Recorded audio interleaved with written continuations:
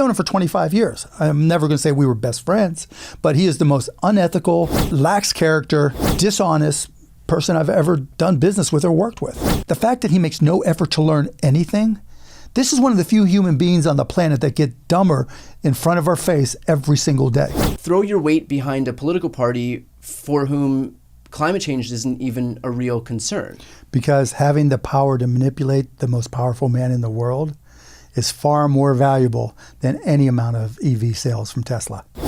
I'm joined today by Mark Cuban. Thank you so much for joining. Thanks for having me. What do you think about the implications of being able to be baited so easily that all Kamala Harris needed to do was dangle a few things out there, a few crowd size, a few rallies, your dad gave you money, and she would hook. It's crazy, yeah. Those are the kind of guys you want to negotiate against, because you can be in a negotiation for any type of business or any type of circumstances and just hit them with something that's going to piss them off or freak them out, and you have the edge, right? Because they're going to lose some of their confidence, and they're going to lose some of their objectivity, and they're going to lose some of their mind. So it's a huge edge.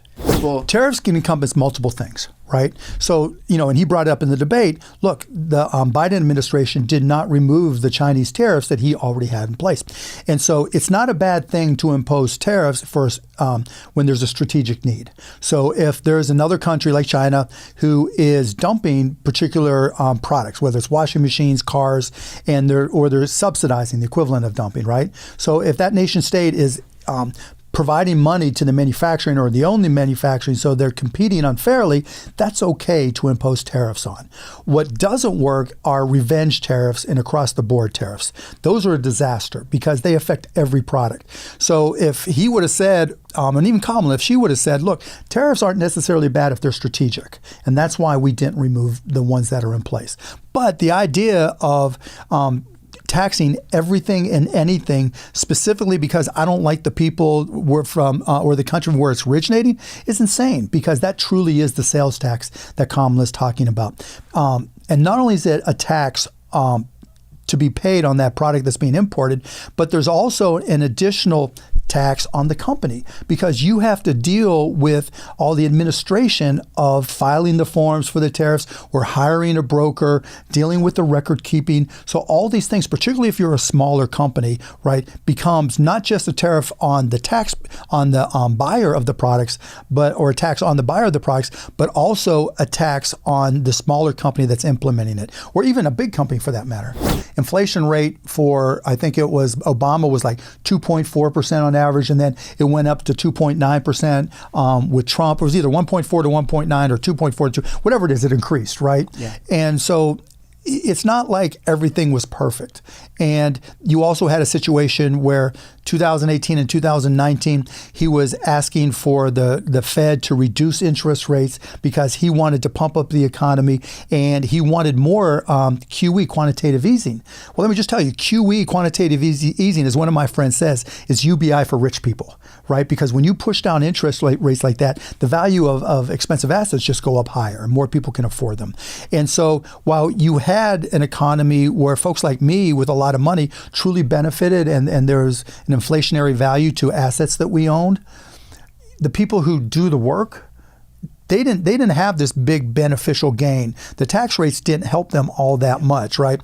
The prices, while they weren't high, no one was put in a better position to succeed. So business can mean a lot of different things, right? It's a solo entrepreneur who comes on Shark Tank is the only person in the entire company, had a dream, and this is their American dream. Or it could be, Apple and NVIDIA and the biggest, highest market caps in the world, right? Donald Trump certainly has made an effort to support those larger companies through lower corporate rates, through other types of opportunities that he's created for him, but he's done nothing for the small business person, right? You hear Kamala Harris talking about efficiency when it comes to starting a business. You hear Kamala Harris talking about raising the deduction from $5,000, which is a meaningless number these days in starting a business, to $50,000, right? You hear her talking about child tax credits with, if you're starting a business and you can pay for child care for your children or child, that allows you the freedom to go start a business, right? So she's talked over and over again about the the economic opportunities that she's trying to create for small to medium-sized business. And she's just used the term entrepreneurs and founders over and over again.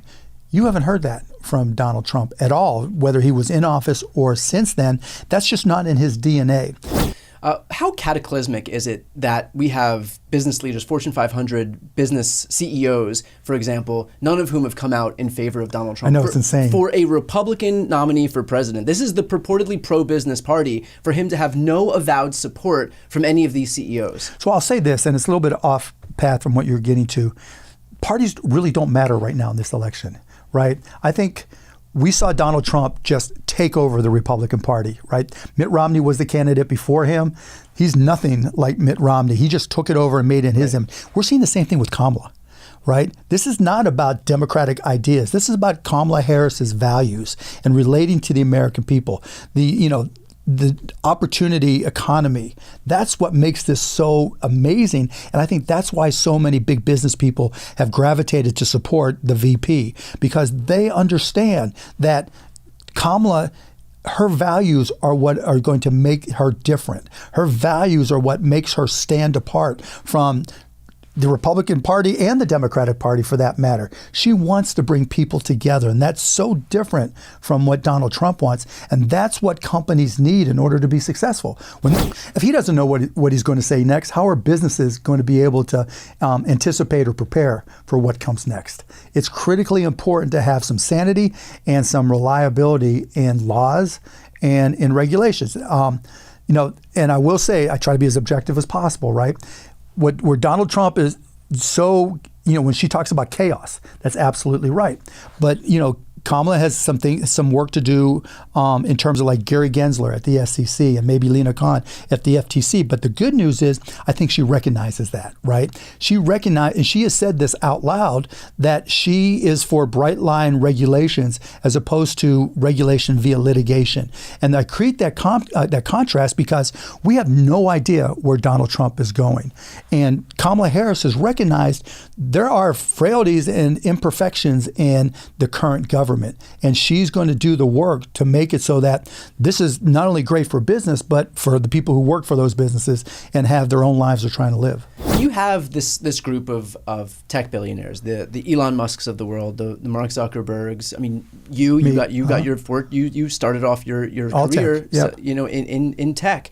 Well, I guess the question is, how did you get out? Is this I'm not out, right? Is like an escaping Amish It's situation? not Hotel California, right? But like these guys, I mean, you had Mark Zuckerberg, who I think was looking for any excuse to support Donald Trump, and when we had the assassination. I don't know that he's really supported Donald Trump, right? I know he came out and said, that when Donald Trump unfortunately was shot, it was tragic, and he showed leadership and all that, and that's fine. I think he was just trying to create balance so he could just get out completely. Yeah, that was my interpretation. Elon, on the other hand, on that is all in. Yeah, Elon's all in. I mean, that's why I like to fuck with Elon on Twitter, right? Yeah. Because, excuse my French, but it's all good. We're this is YouTube, baby. Okay, so I think Elon, again, the same principle.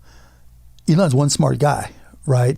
And I know he hasn't told me, but I know he believes he's much smarter than Donald Trump.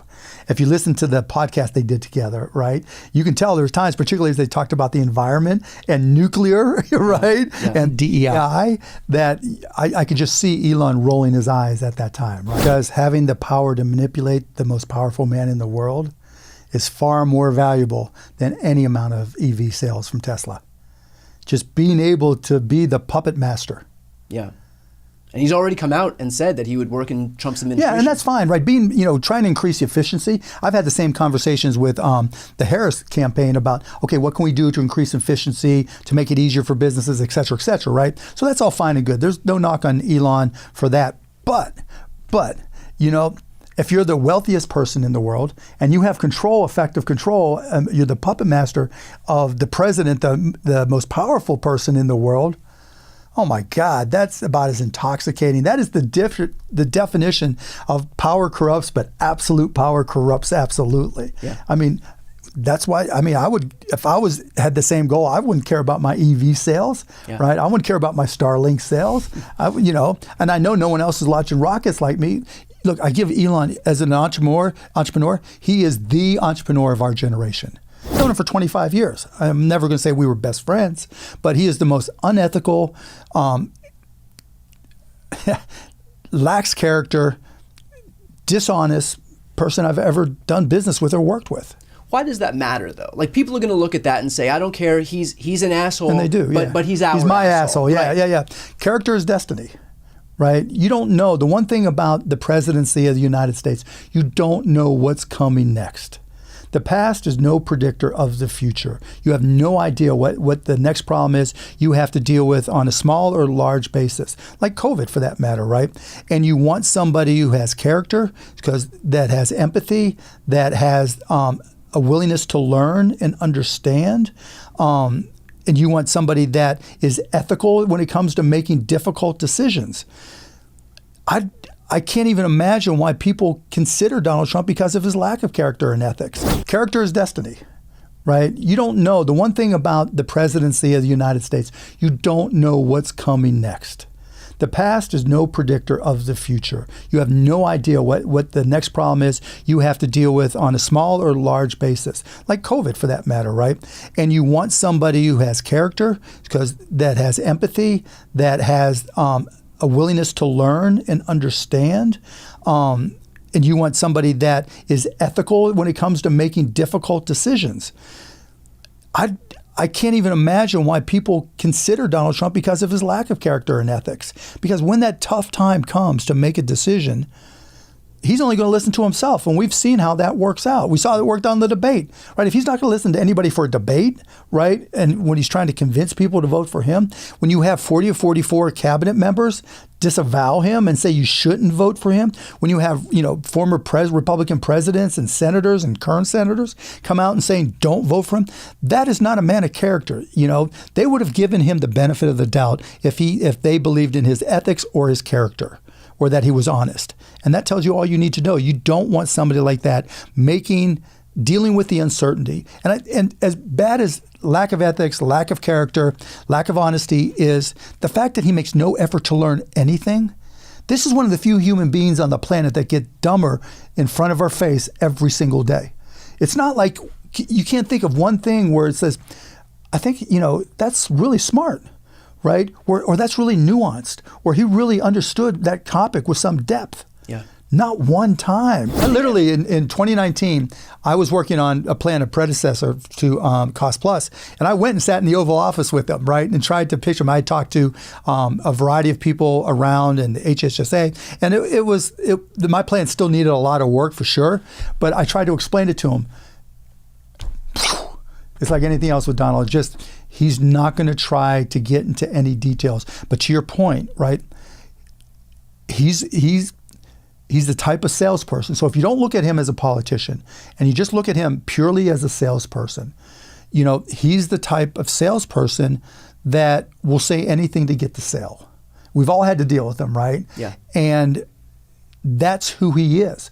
But he's a good salesperson, and he will connect to you at a visceral level and understand what your fears are and sell you on fixing those fears. And then he'll amplify those fears.